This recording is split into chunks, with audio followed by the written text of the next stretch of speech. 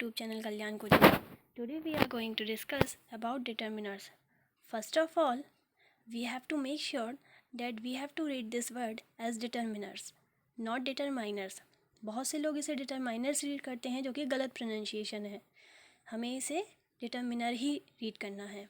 हिंदी में जिसे हम कहते हैं निर्धारक. अब फर्स्ट ऑफ ऑल हम इसकी डेफिनेशन रीड कर लेते हैं. A word that comes before a noun to show how the noun is being used और tell us something about it. एक ऐसा शब्द जिसे हम नाउन दैट मीन्स संज्ञा के पहले यूज़ करते हैं, जो संज्ञा के बारे में बताता है कि संज्ञा की विशेषताएं क्या हैं, उसकी क्वालिटी, स्पेशलिटी एक्सेट्रास.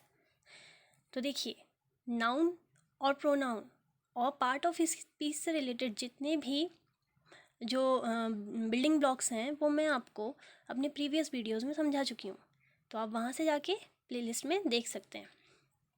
तो देखिए, संज्ञा से पहले प्रयुक्त शब्द जो संज्ञा की प्रयोग विधि को निर्धारित करते हैं या संज्ञा के बारे में कुछ बताते हैं वो डिटर्मिनर्स हैं. हमें डेफिनेशन से उतना क्लियर नहीं होता जितना बाय एग्जाम्पल होता है, तो उसके लिए हमें यहाँ पे एग्जाम्पल्स देखने होंगे. फर्स्ट ऑफ ऑल तो हम ये देखेंगे कि टाइप्स ऑफ डिटर्मिनर्स कितने हैं. Types of determiners are there. First of all article, demonstrative, possessive, then quantifiers, then numbers, then distributives and last interrogatives. One by one हम इनके बारे में डिस्कस करेंगे. ये मेरा फर्स्ट पार्ट होगा जिसमें हम आर्टिकल को एज अ डिटर्मिनर्स डिस्कस करेंगे. नेक्स्ट वीडियोस और नेक्स्ट पार्ट हम इसके रेस्ट ऑफ द डिटर्मिनर्स के लिए लेकर आएंगे. So let's start our first determiner, articles. क्या होते हैं आर्टिकल? इंग्लिश ग्रामर में यदि हम मोस्टली बोलें तो आर्टिकल बहुत इजी माने जाते हैं फॉर द ग्रामर पर्पस और एग्ज़ाम पर्पस ऑल्सो. आर्टिकल्स तो हम एग्ज़ाम्स में करते ही हैं, ठीक है, और ये एग्ज़ाम में डेफिनेटली 1 और 2 मार्क्स के तो आने ही हैं. तो देखिए, the word a an and the are called article. ये तो सभी को पता है कि आर्टिकल क्या है, तो सब ने बोल दिया A and the. They comes before noun, क्योंकि डिटर्मिनर्स की डेफिनेशन ही ये है कि जितने भी डिटर्मिनर होंगे, चाहे वो आर्टिकल हो, चाहे क्वांटिफायर हो, कुछ भी हो, वो नाउन के तो पहले ही आएंगे, जस्ट बिफोर. ओके, बट यदि आपसे कोई पूछते हैं कि how many types of articles are there, article होते कितने प्रकार के हैं, तो हमें यहाँ ए एंड द नहीं बोलना कि 3 टाइप के. हम यहीं पे गलती करते हैं.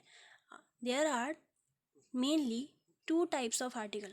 आर्टिकल को 2 कैटेगरी में ही बांटा गया है, एक indefinite article and definite article. Indefinite article that means अनिश्चित आर्टिकल और डेफिनेट आर्टिकल दैट मीन्स निश्चित आर्टिकल. अब अनिश्चित और निश्चित क्या है? अनिश्चित से ही वर्ड से समझ में आ रहा है, इंडेफिनेट से ही समझ में आ रहा है जिसके लिए कुछ निश्चित ना हो. तो यहाँ पे ए और एन को हम इंडेफिनेट आर्टिकल कहते हैं. क्यों? क्योंकि ये निश्चित नहीं होते कि किसी पर्टिकुलर थिंग्स के पहले ही ये आने हैं या पर्टिकुलर नाउन के पहले ही आने हैं. बट डेफिनेट आर्टिकल जो दा है ये फिक्स रहता है कि हमें इसे किसी निश्चित संज्ञा के पहले ही यूज़ करना है. दैट मीन्स डेफिनेट नाउन के पहले. The is called the definite article because it normally points out some particular person और things. Next example of indefinite article देखें तो a and an are use before singular countable noun. Singular countable noun या एक वचन संज्ञा जो है उसके पहले हम ए या एन का यूज़ करते हैं when they are indefinite and introduce for the first time. और जब हम किसी संज्ञा के बारे में पहली बार बात कर रहे हो, फर्स्ट टाइम हम उससे इंट्रोड्यूस हो रहे हो, तो हमें ए या एन का यूज़ करना है. एग्जाम्पल देख लेते हैं. This is a chair. यह एक कुर्सी है. तो देखिए, चेयर के बारे में पहली बात हो रही है, पहली बार, तो हमने उसके पहले ए का यूज़ किया है. I have an ink pot. मेरे पास एक स्याही दवात है. स्याही दवात के बारे में पहली बार बात हो रही है, तो हमने वहाँ इनका यूज़ किया है. अब यहाँ पे एक कन्फ्यूज़न ये निकलता है कि दोनों के बारे में ही पहली बात हो रही थी, तो वहाँ पर ए क्यों और यहाँ पर एन क्यों. तो देखिए, चेयर जो है उसका फर्स्ट लेटर है सी, जो कि एक कॉन्सोनेंट है। कॉन्सोनेंट से स्टार्ट होने के कारण उस वर्ड के पास ये स्पेसिफिक हो गया है कि यहाँ पर हमें ए ही यूज़ करना है। और इंकपॉट का जो फर्स्ट लेटर है वो है आई, जो कि एक वॉवल है। There are 26 alphabet in English alphabet, ठीक है। तो वहाँ पर जो है वो 21 है कॉन्सोनेंट एंड 5 आर वॉवल्स। जो 5 वॉवल हैं जिन्हें हम हिंदी में स्वर कहते हैं, यदि इन 5 वॉवल से आप कोई भी एक वॉवल किसी नाउन के पहले देख लें और जस्ट बिफोर उसके पे कोई फिलअप देख लें, तो आपको वहाँ पे डेफिनेटली एन का यूज़ ही करना है। इंकपॉट का फर्स्ट लेटर था आई, जो कि एक वॉवल है, दैट्स वाई हमने यहाँ पे एन का यूज़ किया है। Next, an is used when word noun begins with vowel sound. An का प्रयोग हम वहाँ करते हैं जब हमारी जो संज्ञा है उसका जो फर्स्ट लेटर है वो वॉवल साउंड या स्वर ध्वनि से आता हो। अब वॉवल्स तो थे ए ई आई ओ यू, बट वॉवल साउंड क्या है, स्वर ध्वनियाँ क्या हैं? तो स्वर ध्वनियाँ जब हम हिंदी में पढ़ते हैं तो आ से अ तक, अ, आ, ई, उ, ए, ऐ, ओ, औ, अह, ये सारी स्वर ध्वनियाँ हैं। इनका उच्चारण इनको पढ़ने के अकॉर्डिंग ही होगा। तो जब ये स्वर ध्वनियाँ हम किसी नाउन में देख लें तो हमें वहाँ पर डेफिनेटली एन का यूज़ ही करना है। तो ए का यूज़ यदि कॉन्सोनेंट साउंड से कोई नाउन यूज़ स्टार्ट हो रहा है तो वहाँ पे हम ए के यूज़ करेंगे। यदि आप किसी नाउन से फर्स्ट ऑफ ऑल इंट्रोड्यूस हो रहे हैं तब वहाँ पर आप ए का यूज़ करेंगे। एन का यूज़ आप वॉवल साउंड को देख लें या वॉवल्स को देख लें तो आप वहाँ पर एन का यूज़ करेंगे। हम कुछ एग्जांपल्स देख लेते हैं। एन अम्ब्रेला, अम्ब्रेला में जो फर्स्ट लेटर है वो है यू। जब हम इसे इंग्लिश में पढ़ते हैं तो यू एक जो कि एक वॉवल है, और हिंदी में पढ़ने पर भी अम्ब्रेला, तो अम्ब्रेला का भी आ जो है वो एक स्वर है, इसलिए हमने यहाँ पे एन का यूज़ किया है। नेक्स्ट है एन एप्पल। एप्पल में ए जो है वो एक वॉवल साउंड है और हिंदी में पढ़ने पर भी ए एक स्वर ध्वनि है, इसलिए हमने यहाँ पे एन का यूज़ किया है। एन आवर, अब आप बोलेंगे कि एच तो कॉन्सोनेंट है, स्वर तो है ही नहीं, फिर हमने वहाँ पर क्यों एन यूज़ किया? तो हम हिंदी में जब इसे पढ़ेंगे तो हम हावर नहीं आवर पढ़ेंगे, और आवर एक स्वर ध्वनि है। तो इससे निश्चित हो जाता है कि इंग्लिश के वॉवल साउंड और हिंदी के स्वर ध्वनि में से यदि किसी एक में भी यदि हमारे नाउन का उच्चारण हो रहा है, प्रोनाउंशिएट किया जा रहा है, तो हम वहाँ पर डेफिनेटली एन का यूज़ ही करेंगे। ओके, हिंदी में यदि उच्चारण में वो स्वर है तो डेफिनेटली आपको एन का यूज़ करना है, बट इंग्लिश की यदि वॉवल साउंड होने के बाद भी उच्चारण में यदि व्यंजन ध्वनि है तो फिर आपको वहाँ पर एन का यूज़ नहीं ए का यूज़ करना है। इसके लिए आगे के एग्जाम्पल देखते हैं। देखिए, a is used when word noun begins with consonant sound. Consonant जो हमारे हैं वो B C D up to Z तक हैं, जो कि 21 कॉन्सोनेंट साउंड है। जैसे a pen, a chair, a book, pen का पी, चेयर का सी और बी का बुक, बुक का बी, ये सारे ही कॉन्सोनेंट हैं। कुछ एक्सेप्शंस भी हैं, मतलब अपवाद भी हैं। वो अपवाद क्या हैं? और यूज़र, अब वहाँ पर अम्ब्रेला में भी यू था तो हमने एन यूज़ किया था, फिर यहाँ यूज़र में हम ए यूज़ क्यों कर रहे हैं? यूज़र को जब आप हिंदी में लिखते हैं तो आप उसे लिखेंगे य, आ यू ज़र, तो हिंदी में या है जो एक व्यंजन है, और यदि रीड करने पे किसी नाउन को व्यंजन ध्वनि आए तो आपको वहाँ पर ए का यूज़ करना है, ना कि एन का। आप उसे अच्छे से रीड करें। यदि उच्चारण करने पे, प्रोनाउंसिएशन करने पे व्यंजन ध्वनि है तो आप वहाँ पर एन का नहीं ए का यूज़ करेंगे। यूनिवर्सिटी में भी हमें या व्यंजन का साउंड आ रहा है, हिंदी में उच्चारण करने पे यदि कोई व्यंजन ध्वनि आ रही है, भले ही वहाँ वॉवल लिखा हो, तो भी हमें ए का यूज़ ही करना है। यूनिसाइकिल, यूनिसाइकिल में भी या ध्वनि है जो कि एक व्यंजन है, इसलिए हमने वहाँ पे ए का यूज़ किया है। Next, definite article the. The definite article is used before singular and plural noun. A और एन जो कि इंडेफिनेट आर्टिकल थे, वहाँ पर एक स्पेसिफिक था कि हमें सिर्फ सिंगुलर काउंटेबल नाउन के पहले ही ए और एन को यूज़ करना है, बट यहाँ पर हम इन्हें सिंगुलर और प्लूरल दोनों ही टाइप के नाउन के पहले हम द डेफिनेट आर्टिकल को यूज़ कर सकते हैं when the noun is specific और पर्टिकुलर। बट कंडीशन ये है कि नाउन पर्टिकुलर होना चाहिए, निश्चित होना चाहिए, जो संज्ञा है हमारी निश्चित होनी चाहिए। The shows that the noun is definite and it refers to a particular member of a group. The हमें बताता है कि संज्ञा निश्चित है और यह किसी निश्चित ग्रुप को संदर्भित करता है, उसके मेंबर्स को संदर्भित करता है, मतलब विशेष संज्ञाओं या विशिष्ट संज्ञाओं को बताता है. एग्जाम्पल ऑफ द ले लेते हैं. I saw the elephant at the zoo. मैंने जू में एक एलिफेंट देखा. अब एलिफेंट तो एलिफेंट का फर्स्ट लेटर ई है, तो यहाँ तो एन आना चाहिए था. नहीं, क्योंकि मैंने ऐसे तो बहुत सारे एलिफेंट देखे हैं, बट मैं पर्टिकुलर किस एलिफेंट के बारे में बात कर रही हूँ. जू में जो एलिफेंट मैंने देखा है मैं उसके बारे में बात कर रही हूँ, जो कि निश्चित है. इसलिए मैंने यहाँ नाउन एलिफेंट के पहले द का यूज़ किया है. Okay, where we have to use the, हमें कहाँ कहाँ द का यूज़ करना है, द आर्टिकल का यूज़ करना है. Okay, names of rivers, ocean and sea. जितने भी रिवर्स हैं, गंगा, यमुना, नील, ओशन है, समुद्र हैं, इन सभी के पहले हमें द का यूज़ करना है क्योंकि ये निश्चित हैं. वर्ल्ड्स में यूनिवर्सल थिंग्स हैं ये.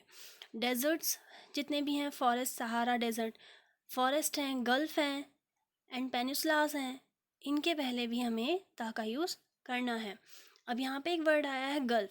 होपफुली आपको गल्फ के बारे में पता होगा. होता क्या है गल्फ?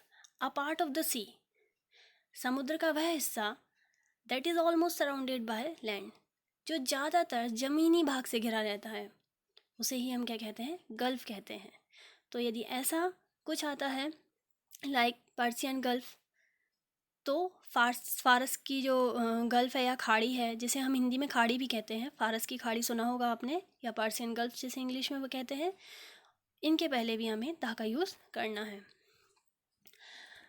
कुछ और भी यूजेस होते हैं द के इनके अलावा. भाई रिवर, ओशियन, डेजर्ट, फॉरेस्ट, इनके पहले तो करना ही है, बट और कुछ specific for the exam purpose जो आ सकता है वो क्या होता है? Mountain ranges. जितने भी माउंटेन रेंजेस हैं, पर्वत श्रृंखलाएं, उनके पहले हमें द का यूज़ करना है. जैसे द हिमालयाज़, द आल्प्स.